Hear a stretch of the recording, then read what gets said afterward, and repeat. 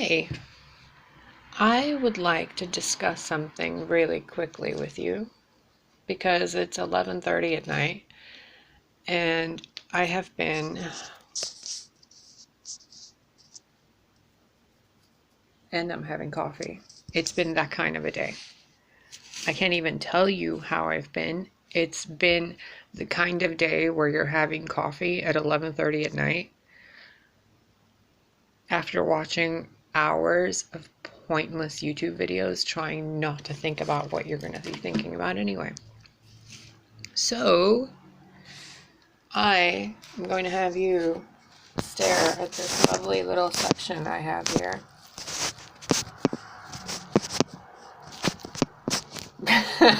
Just stand still, phone. Thank you. I want to talk to you about twin flames.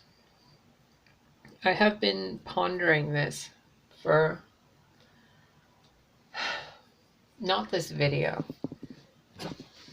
I've been pondering about twin flames my entire life. Son of a bitch.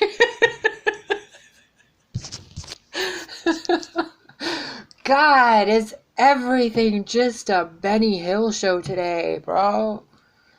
Okay. Okay, we're just gonna put this special little container here. It's right here. And this is what's gonna hold you in place because you obviously are way too excited to talk about twin flames. Okay. God speak through me seriously, because the things I want to say would turn grannies upside down. It really, really would. Alright. So I have always known since the earliest I can remember, at the age of 1, in the Middle East, where I was, brought into this matrix reality, if you want to call it reality. Sitting outside in my grandparents' backyard and lighting a newspaper on fire like a little brat, and then dousing it quickly with the water hose and then doing it again on the other side. Why? Because I loved playing with the elements. And I had a bunch of baby chickens and baby buns and little baby goat, and it was amazing. Okay? I had an amazing childhood in that area. And I always knew that there's somebody I'm connected to. I could hear them in my being. And I grew up communicating with this being, not knowing it's telepathic, but telepathically. I always thought I was talking to them. I knew I was talking to them until I came to the United States. And I was basically told I'm batty and I'm hearing voices. And I'm like, no, I'm not. Long story short, right? This being that I spoke to, I always knew that it's my match. I used to call it a soulmate, this being. Mind you, I don't know, I can't tell you for certain if I've met him or not, or her. But I always have known he or she has existed, whatever form he or she is going to take in this world. We're just going to say he for the sake of easy conversation. Well, when I came to the United States around 1989, God, terminology started changing. People started saying, oh, soulmate, yeah, we're soul sisters, we're soul family, we're kindreds. Kindred was a big thing in the 90s. And then with the onset of the internet, and a few years after that, around the middle of 2000, like 2005 or so, the whole twin flame thing started. And I was like, twin flame? Get out of here. It ain't no twin flame. It's a soulmate. Like, this being is a match to your soul. So the terminology changed yet again, and soulmate got delegated to everybody. And then twin flame became this whole sacred thing. Okay, so you want to put another Christian Dior label on something to make yourself feel fancier. Fantastic, go for it. I don't care. I've always spoken to this person. I've always known this person. I know he exists. I don't care what you call him. I know he exists. I can feel him.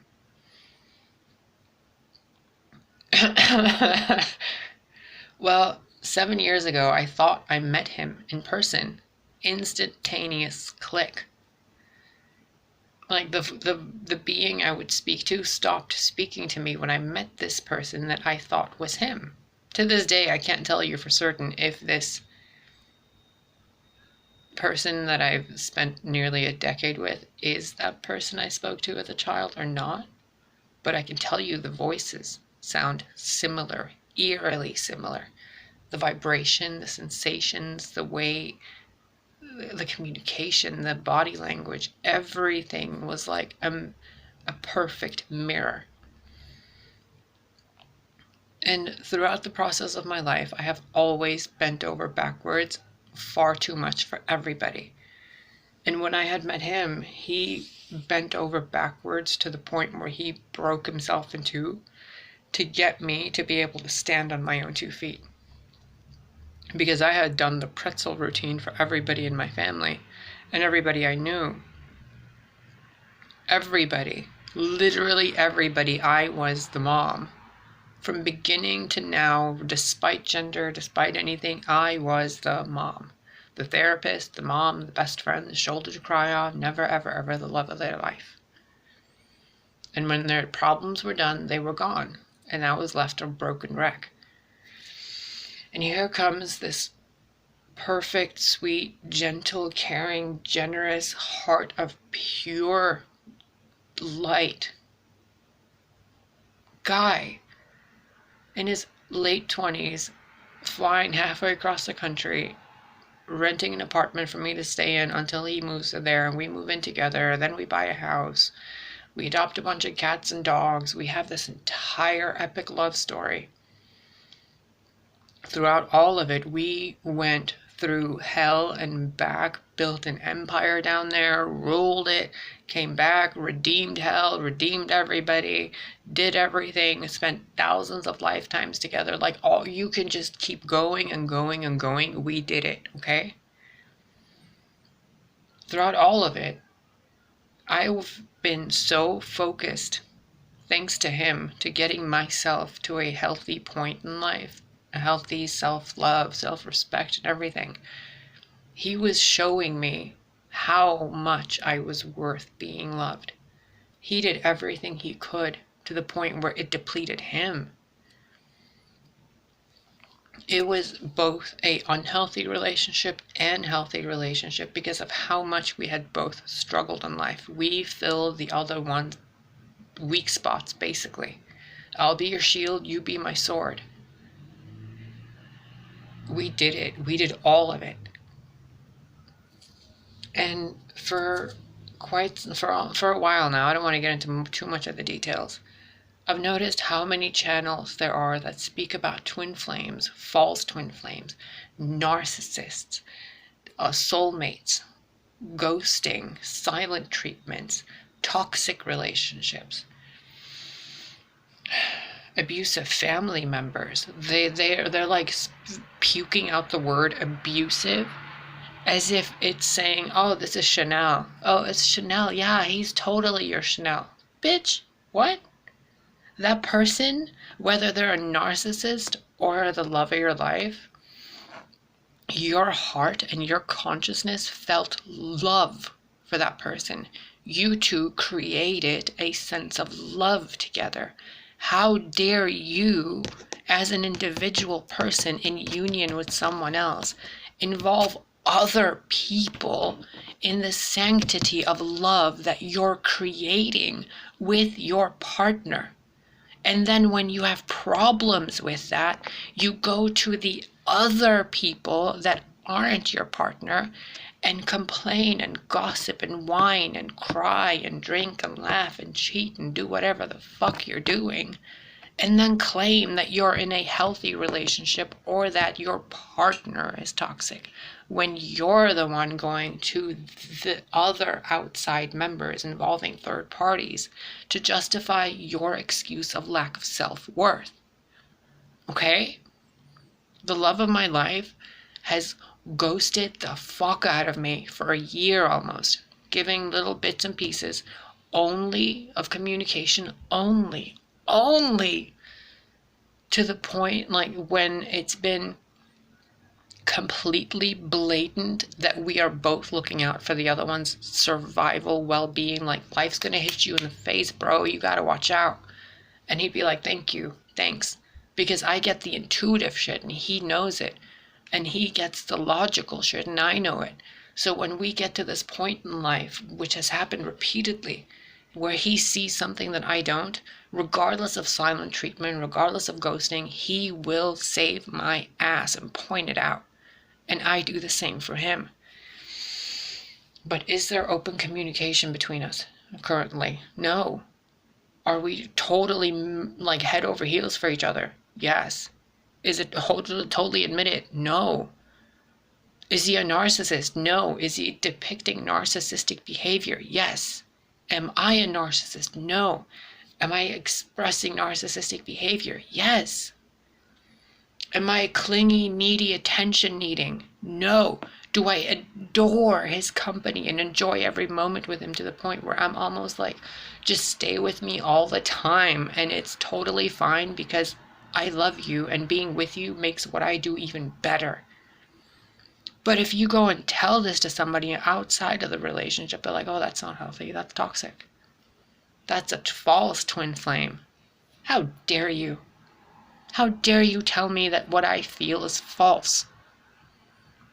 How dare you cause karma and drama and damage in another person's relationship based on information you're regurgitating when you're not even in union with the true soulmate twin flame that you're supposed to be with eventually. If you were, you wouldn't be sitting there telling people that they're not. You would be telling people how to be in it, or you would be changing the entire foundation of how relationships are made. You wouldn't be sitting there saying, oh, this is the sign, this is the bullshit, this is the whatever. It doesn't matter. And I'm not picking on anybody, I'm picking on everybody. You can't put other people's opinions on your life's journey regarding your romantic partners. You are involving a third party at that point. You are literally cheating with your consciousness with someone else and leaving your body out of it.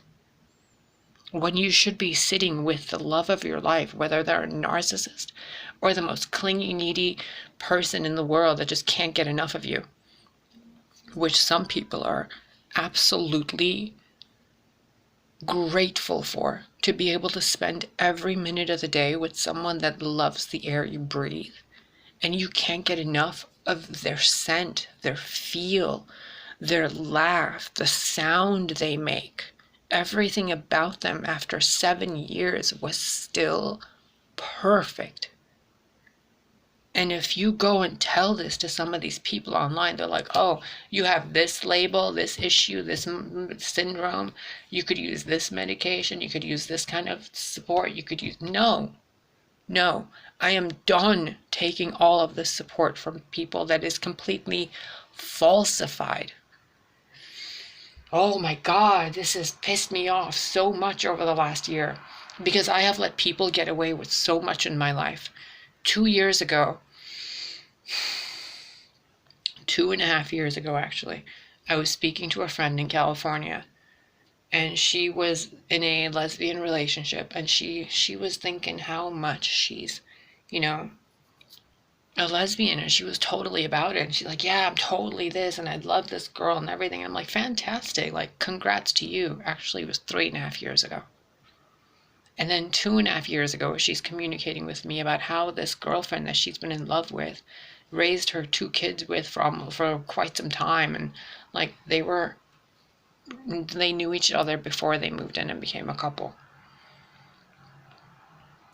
And out of like nowhere, she starts complaining to me about her partner, telling me how much of a narcissist she is, how she's doing this and that, stealing or drinking or lying or cheating or just like snapping at people. And like, okay, but there's reasons for this, right? There's entities. You, of the Bible thumper friend that you are, where you're constantly spouting verses at me, you do realize that there are forces that work against the light, right? And she's like, yeah, she's totally from the dark side, bro. She's totally, part of this Itano gang. She's not part of the Jesus gang. And I'm like, how can you do this 180? How can you do this 180 and then spread that venom to someone else? So I spent 6 months of my relationship being poisoned mentally, emotionally, and physically, in addition to everything else I was going through. And I looked at the love of my life as if he was the devil incarnate, and it destroyed our relationship. I went from knowing that even my grandmother would say, you and him are made from the same cloth that God picked up to weave you to. My grandmother would hold his face and kiss him. We would go and eat Chinese food together every Friday like clockwork. He was at every holiday thing with us. He spent the night at my parents' house while I was in our own apartment. He would just go and hang out with my parents. Like, seriously. And I let this quote-unquote friend and her melodramatic drama influence me into thinking that the love of my life was a narcissist. And then I started behaving like a person avoiding a narcissist, which then triggers the universe into bringing me even more narcissistic behavior to avoid and counteract. And then the relationship implodes, and then there's like this silent ghosting thing, and then I'm looking online for like, what the fuck is all of this going on? Is this some separation process? There's journeys of the twin flame. There's one twin flame that shows up to get you to your other twin flame. There's all these, quotes in the Bible about the bride of Christ, which was all brought to me by this friend in California. And I've been looking online trying to help people and like to gather enough information, enough of the bullshit that's going around. So when I speak about this, I know what I'm speaking about because I have the knockoff version, the real version, and the expired version, Like, you go to the grocery store, there's organic, there's non-GMO, there's the alphabet soup, and then there's like the no name brand anything cereal in a bag. I want to know what's in all of them before I tell you which one to eat. And I have spent the last year and a half crying every single day, attempting to make something work, bashing my head against the wall, thinking I'm not good enough, I don't love myself enough, I'm not doing enough, I'm not helping this, I'm simply not enough. And today, after I was due to adopt this dog, wonderful dog, I wasn't physically strong enough to hold this massive, beautiful, beautiful being from running off the leash and chasing this little kid who was coming home from school, which terrified the kid, and it made me burst into tears like, please don't eat this child. Please do not eat this child. And this kid just like ran and almost fell into a fetal position. And all this dog wanted to do was play with him. Like, he started licking this kid. Because this puppy, it was like the super hugest puppy you've ever seen.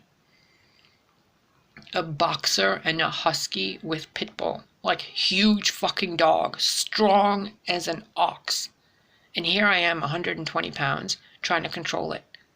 Like, the leash just went flying like Mary Poppins across the fucking block.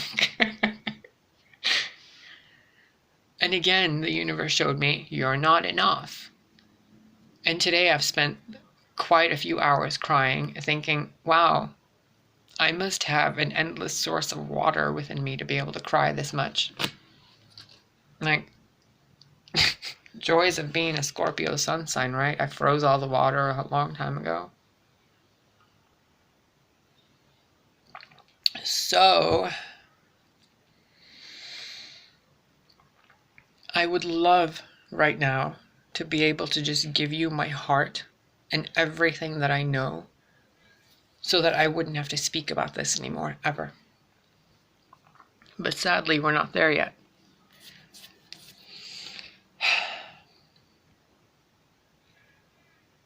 Had I never listened to my supposed friend and projected what she told me onto the love of my life, him and I would most likely still be together, experiencing different lessons, but still together.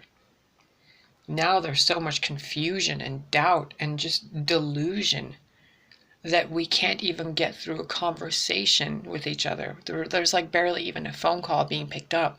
Why? Because he is mirroring what I'm doing. So all the information I'm gathering through sources online, he's doing it through sources in his life. The sources in his life have only known a side of the story that has been negative. So the only information feeding back into him is the negative.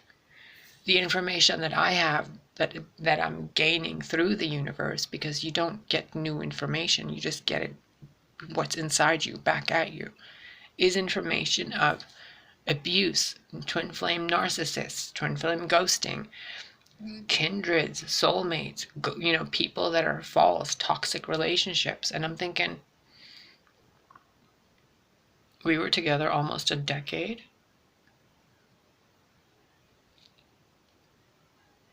Which part of that and what point? Like, oh right, the point at which I involved other people in my love life.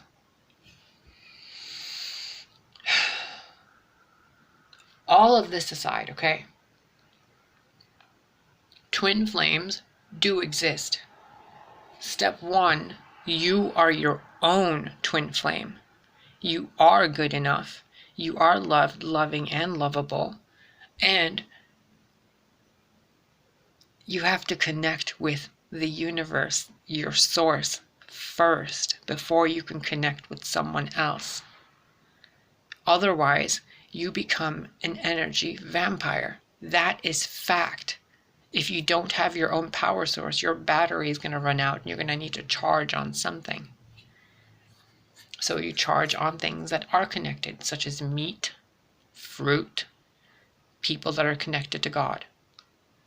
And I don't mean biblical God, okay?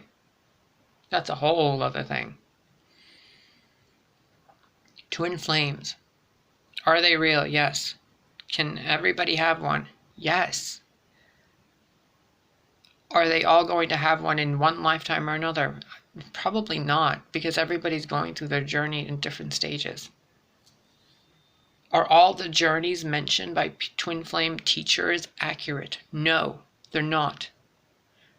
Are all the processes accurate? No, they're not. They're based on statistics, based on a small percentage of 7 to 8, 9 billion people in this construct. Okay, and these 7 to 8 to 9 to whatever billions amounts of people shift through timelines, dimensions, universes, parallel and otherwise. So the information you're getting regarding twin flames is about as useful as a cow farting in the street. Completely pointless, other than hearing yourself or someone else talk about woo-woo bullshit. When you are with your twin flame, nothing else matters other than bettering yourself, your partner, your environment, your family, every single living being you come in contact with, mastering your craft and taking it a step further and then a mile further, changing paradigms of reality. And these aren't just like check boxes or, resumes that you do. This is just natural to you. When me and my partner would go to this wonderful gallery that was in this German part of town, They had handmade pottery, handmade coffee mugs, and people would shop there all the time. And it had a cute little Doctor Who name. Total Doctor Who nerd, by the way, thanks to my partner. And people would always come up to me and talk to me and ask me about, random conversations would strike up, and I would help them. I'll always remember this one lady telling me how she didn't have any money to buy this one cup. And the first thought I had was, we're going to buy her this cup. And then I didn't. Instead, I talked her vibration up to the point where she knew she could get it herself. And she did go and buy it, if I recall correctly. Because somehow the words just came out of me to where she was becoming more confident about money. She wasn't afraid. And it was instant. There was no process to it. There was no step-by-step, thing. It was just natural ease, flow of life. And now, with my partner not there, I'm still doing this.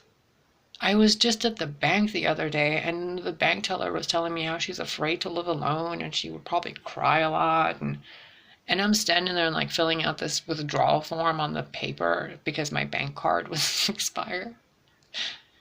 And instead of filling out the thing, I take out another piece of paper and I'm writing down for her Abraham Hicks, Reverend Ike, the Law of Attraction, and these different YouTube channels that I really recommend to people. And she's crying in front of me. She's like, "You're such an angel. You're heaven sent." I'm like, "No, I'm just a person that has been where you are and is currently in a process similar to what you're doing. We were all in this. We have to help each other regardless of twin flame tag or not." And this thing with this person that I've known, I've never had a doubt about who he was, ever, up until separation occurred last year, and I broke to pieces. And then I realized, wow, being without him makes me feel like I'm a shapeless cloud.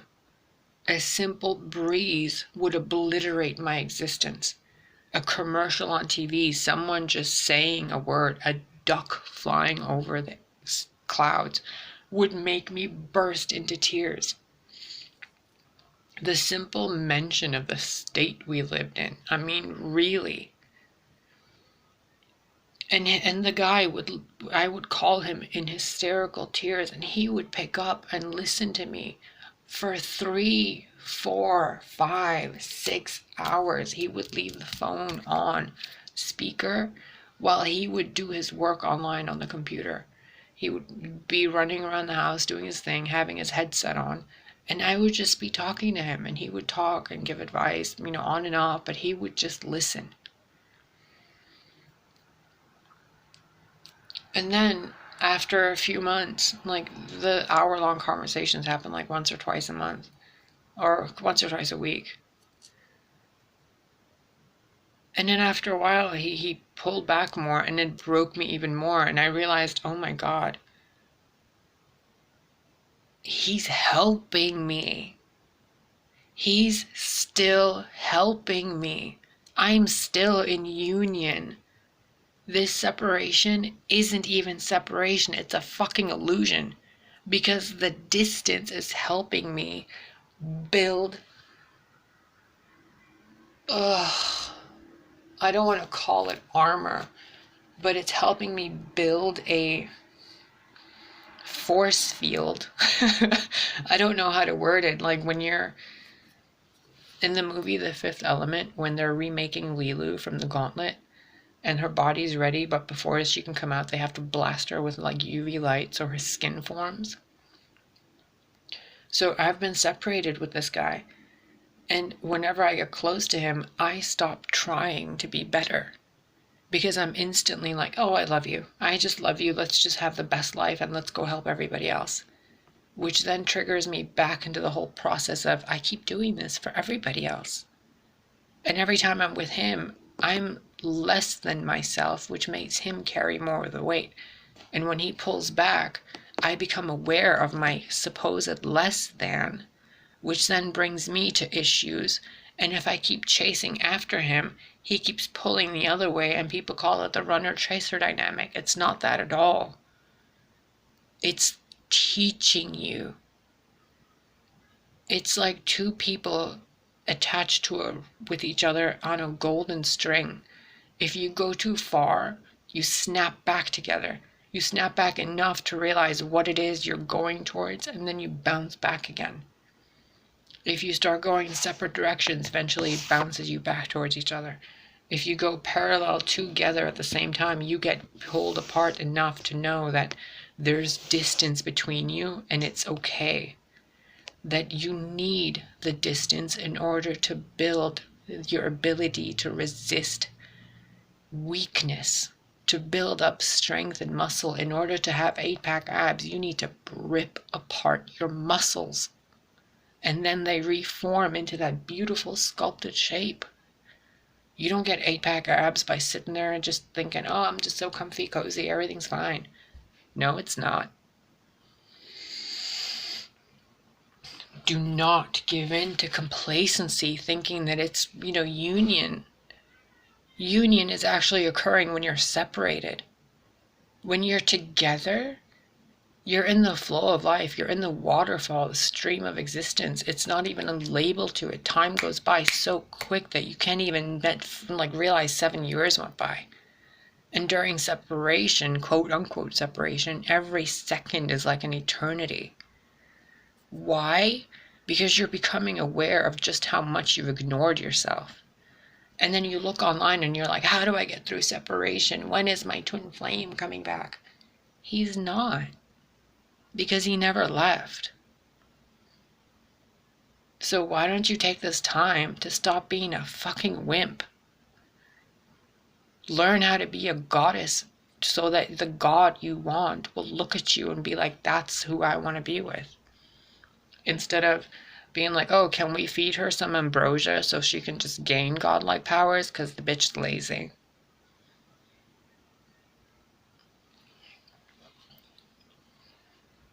Oh. And people spend so much time grieving and crying and wishing and hoping and manifesting and wasting so much energy. I know. I spent about 8 months literally wasting life force attempting to manifest this union back. And then it hit me. The more I was doing it, the more he was pulling away. But he wasn't leaving my life. All of my belongings are still in the house that we bought together. Every time I call, the call still goes through. There's no block. And when there is a block, he's still reading the messages and the voicemails. He's still watching out for me. I dream about him every single night. And I'm looking at videos saying, oh, that's a sign of a narcissistic, false twin flame. They pretend to be a real twin flame. Bitch, please. No, they don't. That's the sign of a soul that gives a shit about you. And it's not going to give in to your demands of weakness. Oh, I'm hurting. Pay attention to me. Fuck you. Build a spine. Grow some balls or tits and act like the god or goddess you want to be. Have some respect for yourself.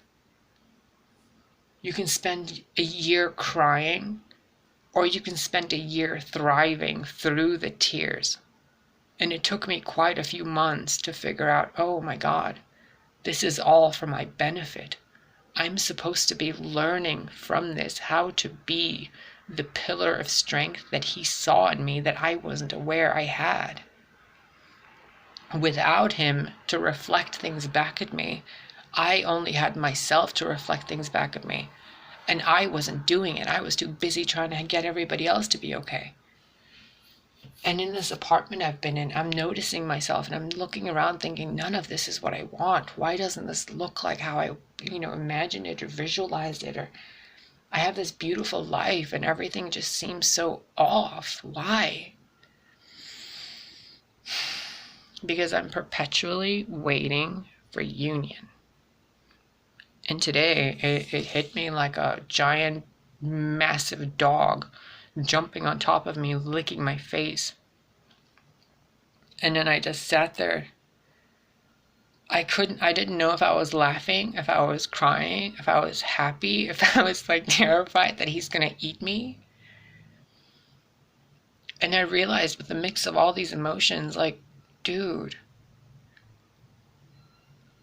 I'm capable of so much. And I cannot help this dog or myself because of three-dimensional society issues that I have put so far on the back burner due to everyone else. And every time I get close to solving one of these things and moving forward, I get bombarded with separation, this, that, union, this, that. Like, no, just no. I'm so grateful for separation because I can still feel him. In addition to that, now I can feel me even more. Now I know what it is about me that he actually liked enough to spend almost a decade with me and sleep next to me every night, give me a kiss goodnight, kiss good morning, notes, stuffed animals, pancakes, like with smiley faces every other morning. Like the best love story you could have ever written up. And I didn't see that it was me involved in that relationship. I was too consumed with him and everybody else. And the separation keeps showing me it's me that matters. I need to matter to me. You need to matter to you. It doesn't matter if there's a twin flame or not. You are your own twin flame first. Your inner child is the child you would have with your twin flame. Your masculine side is your divine masculine. Your feminine side is your divine feminine. Your mother is your divine mother goddess. Your father is your divine father. These are all archetypes within you that you're supposed to make peace with, but you're too busy bowing your knee and your head to beings you can't see that are falsifying your life. All the while, these false programs on YouTube, these people that are paid to lie to you, sit there and lie to you and tell you, yeah, it's fine, union's coming. I pulled some cards, union's coming, just know it, feel it, believe it. And during this time, you stop learning because you're too busy preparing for union, attempting to manifest this or that. All the while, you're too busy manifesting money, you're too busy manifesting jobs and couches and makeup, when you should be manifesting self-respect, self-worth, grace, poise, sexuality, sensuality, dignity, integrity, valor, nobility, discipline, chivalry, honesty, commitment, someone to be easy around, to be comfortable, that feeling of home. But instead, what are you doing? I'm going to go manifest an iPhone.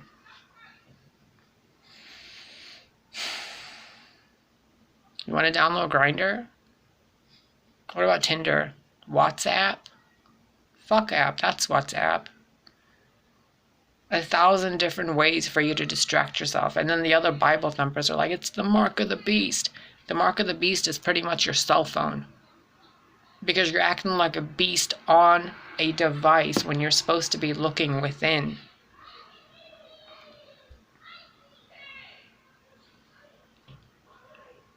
Oh.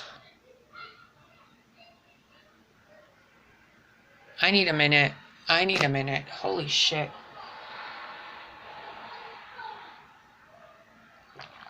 I've even riled up the neighbors. 12:30 at night. Jesus Christ.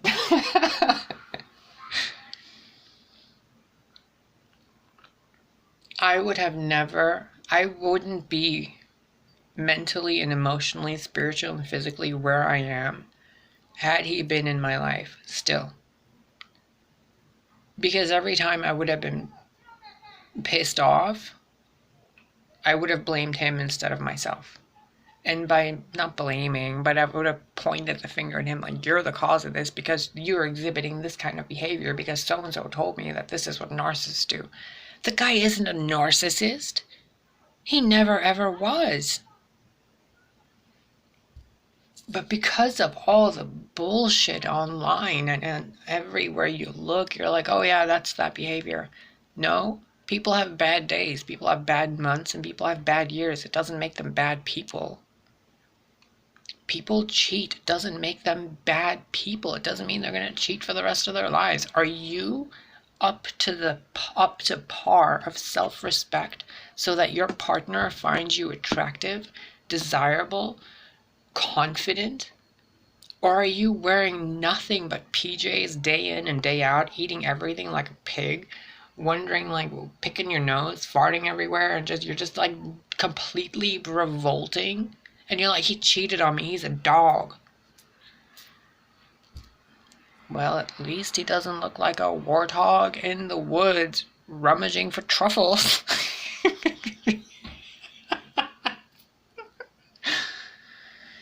I swear to God, like, what I went through, you don't know. Like, I'm not excusing it, but Jesus Christ, I was on death's door, okay? I'm not excusing his behavior either because he's also done some gnarly shit. But looking at it with the eyes of wisdom and maturity and unconditional love, I am so grateful for everything he did, everything he put me through, everything I did and everything I didn't do and everything I put him through. Why? Because I saw the depths of what people go through when they're convinced that the other person's the enemy. You slap a label of a narcissist on a mother or a friend or a coworker, and you don't ever respect that person. Nothing they do is ever right because they're either lying, ghosting, stoning,